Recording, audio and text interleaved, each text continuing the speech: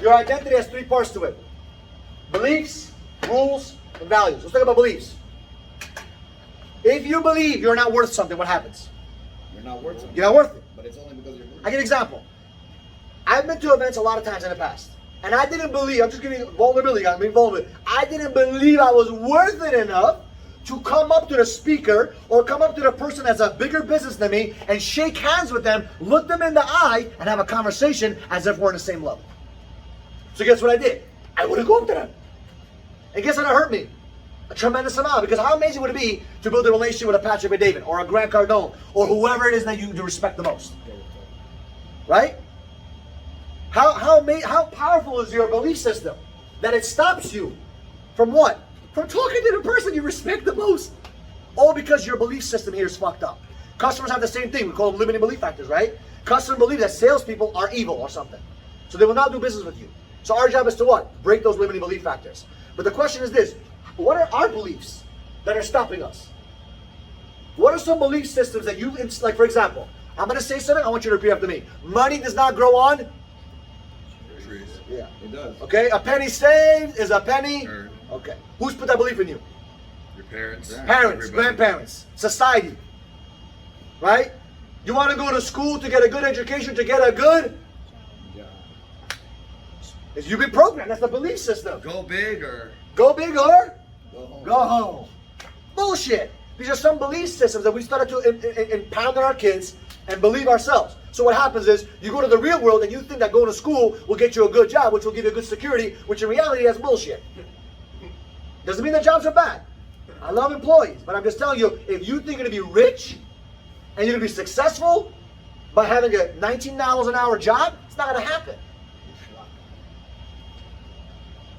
Right? A job is not going to get you to the promised land. It's more to it. You got to add more value to the community. More value. So your belief system is powerful. Next, the rules you have in your life. What are your rules? What are your non-negotiables?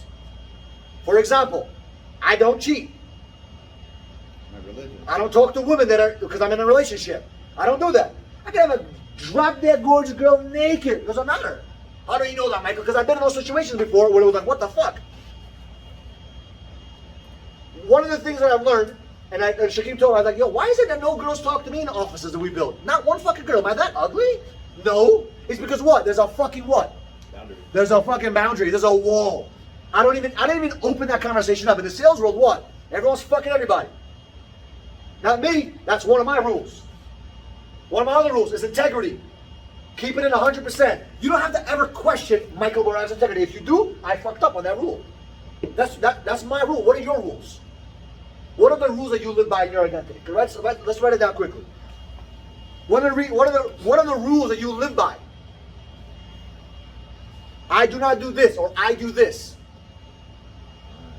And guys, this is very powerful to start breaking. You want to become really successful, you got to break down yourself, man. The internal world is everything. Everybody talks about external world, looking good. It's all makeup. No disrespect, girls. We love makeup. I love a girl that has makeup. It looks beautiful. It enhances your beauty. But if you don't take care of the skin, and you just put on a bunch of makeup, what happens to your skin after a couple years? Destroyed. So you got to take care of their internal first. Then you need to come to my store. Go to his store, right? He used to sell skincare and makeup. Internal skincare, right? I'm going to help you out, guys. But think about it. What are your rules? What are your non-negotiables? What are the things that you work on? For example, for me, work ethic. I have the 10 commandments of a successful entrepreneur that I live by. Those are 10 commandments that I built for myself, and I put it in the office. I'm going to put it again here. But those are the things that I live by for me. Those are my rules. Those are the things that I have to live by. Right? Because I'm holding myself to that standard, I can what? I can impact other people. When you take care of you, it's much easier to take everybody around you. When you're busted and poor, which we'll get to in a second, when you're poor, the only person you can think about is who? Yourself. It's hard to think about anybody else. It's very difficult. And you can't blame them. Because when you're starving and you really want to eat, it's very hard to think about the poor or the homeless to start giving them food. Can we agree? Very difficult. What's a Maslow's hierarchy of needs? You know, the 7 levels: physiological needs, then the esteem, blah, blah, blah, blah. Social, right? You probably know better than me. I don't remember exactly what it is. But it's like a couple of layers. You got to take care of yourself first. That's selfish. I spoke to someone this morning, very successful in real estate. He told me he's having problems in his relationship, X, Y, Z. And the biggest thing that she said to him was that she said that he's selfish.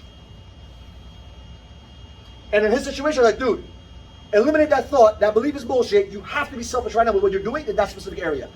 Because it's impossible for you to take care of her if you don't take care of this right now.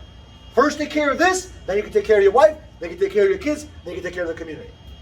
Okay? What are some of your rules? Who doesn't mind sharing some of their rules or non-negotiables? Shaquem. Top 3. I don't ever go into something without the intention of being one of the best. Once I commit to a decision, that's it. And I never get hit with the same punch twice. Dude, that's powerful.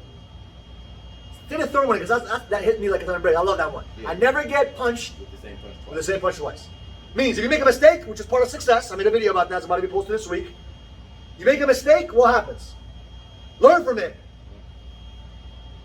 Yes. Don't lie or steal. Don't lie or steal. Okay. Work ethic. Work ethic. And don't doubt yourself. Don't doubt yourself. Okay. Those are the rules that you live by. Okay. Anybody else want to share? One more.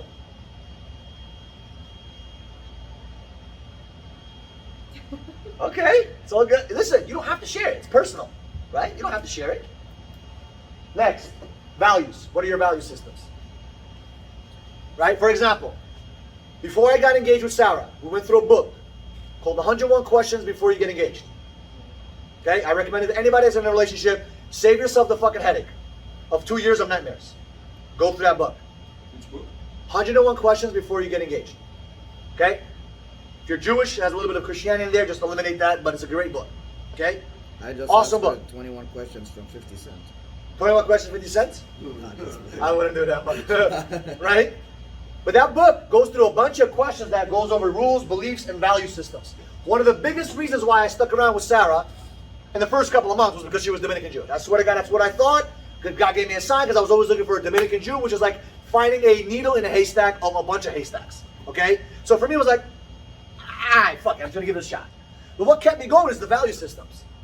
One of the biggest value systems that we talk about, for me and her, is very important, is loyalty. For me, that was loyalty is a value system. We both believe in that value system. So to me, I don't have to worry about her talking to other men or talking to, the integrity is there. That's what was important for me. Honesty, being open, transparent. So when you go over the questions, you'll see if this person is meant for you. It's not based on their look. Everyone can look sexy. Look at Hollywood. The reason why they get married is not for values. They get married for looks. But if you get married for values, or you build a business with values, or you build a relationship with values, the reason why I let Joe, who's an outcast, an external guy that came out of nowhere from Ohio all the way here, because I understood a little bit about his values by just having conversations, his character. I trusted that, and watching it in the past couple of months, I was right. I could have been wrong, which I haven't in the past, but I took a bet, and I was right. The reason why Erica's around me very close to me, because I know his values. I don't care about his beliefs of politics, lunatics, woodticks. That means nothing to me. We have a completely different philosophy on relationships, on politics, but we have a lot of value systems that we actually cherish. True or not true? The value systems are there. So to me, that's very important. We don't need to have the same philosophy and everything. As a matter of fact, I like the fact that we have different opinions in this room, because if everyone's a yes man, we're always going to have what I want. I want to have it way better than what I want. And we need better ideas. Yesterday we spent 2 hours on a phone call talking about how to make it better for you guys. 2 hours on a Sunday afternoon. I could have been in the pool. No, we decided to make it better for you guys, and for the next batch of new generators that come on board. Right? So what do we come up with? Great ideas. I didn't agree with it, but guess what? We went with it anyway, because there's 2 and 1 vote. Perfect. Let's give it a shot. Right? It's all good. It's all good. It's part of business. It's part of getting better. So what are the value systems? I trusted their decision because I know they have the same value systems as me. I will not do business. I made a mistake before. I will not do business with someone that does not have the same value system as me. Who believes me? Who understands what I'm talking about? Who made that mistake before? You join a company, you join a partnership, you join a relationship where the value system were completely off, but you're like, it screws you up. And that's your identity. That's who you are. The question is, who are you? Who are you? Do people know about that? If I just looked at you for one day and I followed you around for one day, while you're sleeping, while you're awake, when no one's around, do your values and your beliefs and your rules match your identity? If the answer is no, you are fighting here and you're having a daily battle. And when you have a battle in the head, what happens? You don't feel good. Your state of mind goes where? To shit. And when your state of mind goes to shit, your story goes to shit. When your story goes to shit, your results go to shit. Then you go. Exactly. Then you turn Do you guys and understand how this become works? shit. Do you guys understand how this works? It's very powerful to understand that. When you understand this, game over.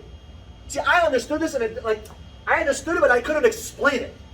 But when I could explain it, it's like, wow, that makes sense. Now I know why certain athletes make it and certain athletes don't. It's their mindset.